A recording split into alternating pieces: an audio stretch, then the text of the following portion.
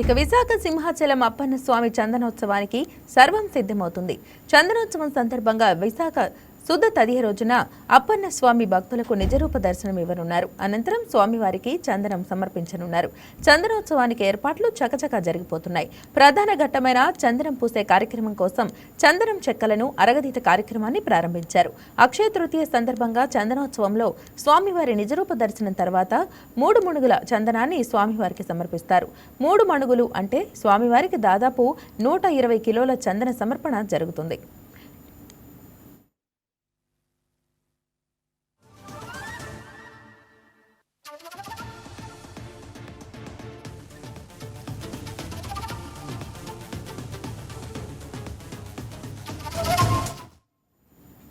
ప్రతి సంవత్సరం సింహాచలంలో స్వామివారి చందనోత్సవం అత్యంత వైభవంగా నిర్వహిస్తారు. ఇందుకోసం నెల రోజుల ముందు నుంచి ఏర్పాట్లు ప్రారంభమవుతాయి. స్వామివారికి చందనపు పూతను పూసినకు అవసరమయ్యే గంధపు చెక్కలను తమిళనాడు నుంచి తెప్పిస్తారు. జాజిపోకల అనే మేలు రకం గంధాన్ని స్వామివారి కోసం వినియోగిస్తారు. చందనోత్సవానికి కొద్ది రోజుల ముందు నుంచి ప్రత్యేక పూజలు చేసే గంధపు చెక్కల నుంచి గంధాన్ని తీసే ప్రక్రియను శాస్త్రోక్తంగా ప్రారంభిస్తారు. ఇందుకోసం చందనపు చెక్కలను సిద్ధం చేశారు. సుగంధ ద్రవ్యాలను కలిపి రంగు తీసిన చందనాన్ని చందనోత్సవం కోసం సిద్ధం చేస్తారు.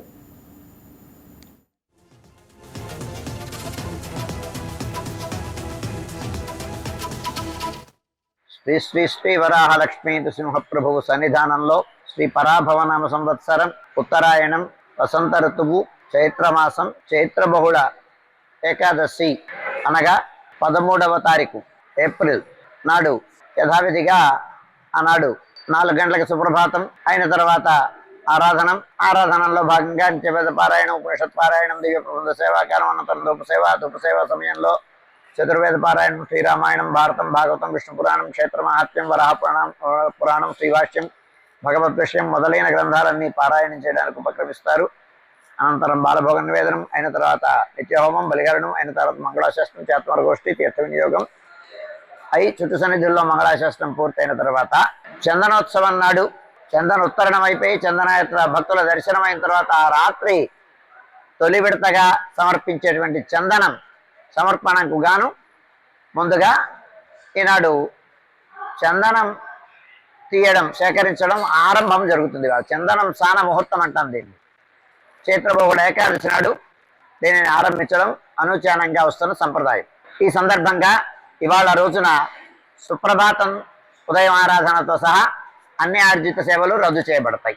సుమారు 6:30 గంటల ప్రాంతంలో చుట్టుమంగళాశాస్త్రం అయిపోయిన తర్వాత స్వామివారి బండారం దగ్గర విశ్వక్సేనారాధనం, పుణ్యాహవచనం అయిన తర్వాత ప్రధానాలయంలోకి వెళ్ళి ఆ చందనం సేకరించడానికి తగినటువంటి ఆ చందన ఖండాన్ని స్వామివారి దగ్గర ఉంచి అర్చనం జరిపించి బయడా ప్రదక్షిణ పూర్వకంగా వచ్చి ఈ చందనం సేకరణం అనేటువంటి కార్యక్రమం ఆరంభమవుతుంది. ప్రధాన అర్చకుల వారు, స్థానాచార్యుల వారు, తర్వాత కార్యనిర్వహణాధికారి వారు చందనం సేకరించడం ఆరంభిస్తారు, ముహూర్తం చేస్తారు. ఇదైన తర్వాత శ్రీకార్యపరులైనటువంటి వారందరూ వారి వారి స్థానాలలో ఉండి ముఖానికి వస్త్రాన్ని ధరించి ఈ చందనం సేకరణ అంది ఆరంభిస్తారు. ఇది సుమారుగా ఒక 3-4 రోజుల పాటు ఈ కార్యక్రమం కొనసాగుతుంది. 13వ తారీఖున ఆరంభించి తొలి విడతగా స్వామికి చేరాల్సినటువంటి చందనం కనుక చాలా పవిత్రమైనటువంటి భావంతో, పవిత్రమైన వాతావరణంతో, ఆధ్యాత్మికమైనటువంటి భావంతో ఈ చందనం సేకరణం అనేటువంటిది జరుగుతుంది. చాలా విశిష్టమైన సన్నివేశం. ఎందుచేతంటే పరమాత్మ తాను ధరించినటువంటి ప్రతిదీ ప్రసాదం. ఆ ప్రసాదంగా మనం భక్తులు భావించేటువంటిది.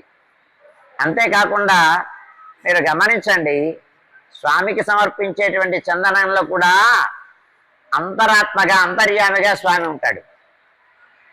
మనవాడు చూస్తుంటారు, అది కాకతాళీయంగా ఏర్పడుతుంది. స్వామికి సమర్పించడానికి స్వీకరించిన చందనంలో స్వామి యొక్క రూపం కనిపిస్తుంటుంది. ఇది చాలా అద్భుతమైన సన్నివేశం. అందుచేత ఈ కార్యక్రమంలో ఈ శ్రీకార్యపరులందరూ భాగస్వాములు అవుతారు. స్వామివారి యొక్క ఆలయంలో ఉండేటువంటి వారు ఈ చందనం స్నాన ముహూర్తం అంటాం. ఈ కార్యక్రమం 13వ తారీఖు ఉదయం 6:30 గంటలకి ఆరంభమవుతుంది. అక్షయ తృతీయ ముందు రోజు రాత్రి స్వామివారిపై పూసిన చందనాన్ని తొలిచే కార్యక్రమాన్ని ప్రారంభిస్తారు. ఆ కార్యక్రమం పూర్తయిన తర్వాత స్వామివారి నిజరూప దర్శనాన్ని భక్తులకు కల్పిస్తారు. అక్షయ తృతీయ రాత్రి వరకు భక్తుల దర్శనం సాగిన తర్వాత స్వామివారికి అభిషేకం మొదలవుతుంది. సింహాచలం గంగాధార నుంచి 1000 కలశాలతో తీసుకొచ్చిన సహస్ర ఘటాభిషేకం నిర్వహిస్తారు. ఆ తర్వాత స్వామివారికి చందన లేపనం పూస్తారు. 3 మణుగుల చందనాన్ని సమర్పిస్తారు. ఆ చందనం పూసిన తర్వాత స్వామివారు మళ్లీ నిజరూపం నుంచి నిత్య రూపంలోకి మారుతారు. జీవితంలో ఒక్కసారైనా స్వామివారి నిజరూప దర్శన భాగ్యాన్ని పొందాలని ప్రతి ఒక్క భక్తుడు భావిస్తారు. ఈ ఏడాది చందనోత్సవానికి సమయం ఆసనం అవడంతో భక్తులు సింహగిరి వైపు అడుగులు వేస్తున్నారు. దీంతో చందన శోభతో సింహగిరి ఆధ్యాత్మిక కాంతులు వెదజల్లుతోంది.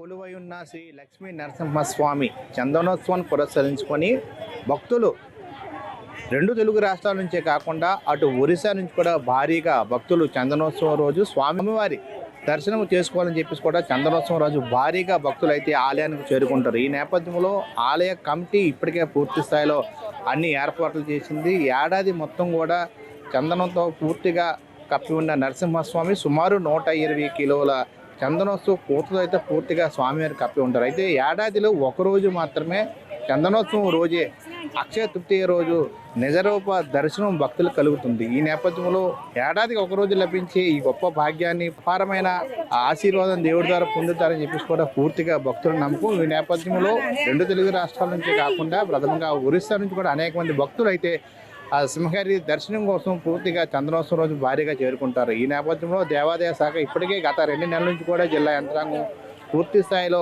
అన్ని రకాల ఏర్పాట్లు చేసింది. గత ఏడాది జరిగిన కొన్ని కారణాల దృష్ట్యా ఈ ఏడాది అయితే ఎటువంటి అవాంఛనీయ సంఘటనలు జరగకుండా పూర్తి స్థాయిలో ఆలయ కమిటీ అయితే అన్ని ఏర్పాట్లు చేసింది. మరోవైపు వేసవి దృష్ట్యా భక్తులకి పూర్తి స్థాయిలో అన్ని రకాల ఏర్పాట్లు చేశారు. క్యూ లైన్ వద్ద కూడా ఎక్కడికెక్కడ ఎండ వేడిని తట్టుకునే విధంగా తాటాకుతో ఒక పూర్తి స్థాయిలో ఏర్పాట్లు చేయడం జరిగింది.